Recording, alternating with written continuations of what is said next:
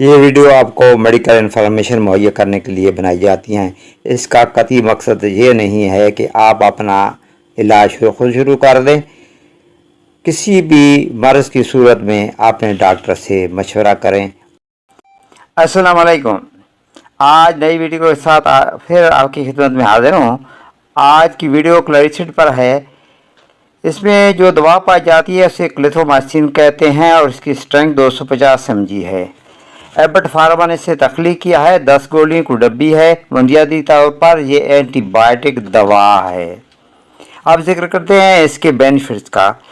Translator, अगर आपको tonsil की इन्फेक्शन हो गई हो तो आप इसे इस्तेमाल कर सकते हैं। अगर आपको नाक में यानी आपको साइनोसिस हो गया है, नाक की इन्फेक्शन हो गई है, तो उसमें भी आप इसे इस्तेमाल कर सकते हैं।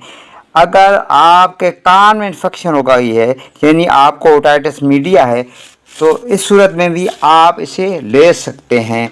फ्रेंजाइटिस यानी आपके गले में सोजिश हो जाती है या गले में कोई इन्फेक्शन हो जाती है, तो उस सूरत में भी आप इसे इस्तेमाल कर सकते हैं। ब्रोंकाइटिस यानी अगर आपको सांस की नाली में कोई तकलीफ़ है या इन्फेक्शन हो गई है तो उसे आप इस्तेमाल कर सकते हैं। नमूनिया की बीमारी में भी आप इसे इस्तेमाल में ला सकते हैं। अलगर्ज निज़ाम तनफ्फुस की तमाम बीमारियों में आप यकसा तौर पर इसे इस्तेमाल कर सकते हैं। एच पाइलोरी जिसमें 2 एंटीबायोटिक इस्तेमाल किए जाते हैं, यह वैसे बेसिकली एक अलहदा सब्जेक्ट है, लेकिन चूँकि इसमें क्लिथोमाइसिन इस्तेमाल होती है तो दूसरे एंटीबायोटिक के साथ इसे इस्तेमाल किया जाता है।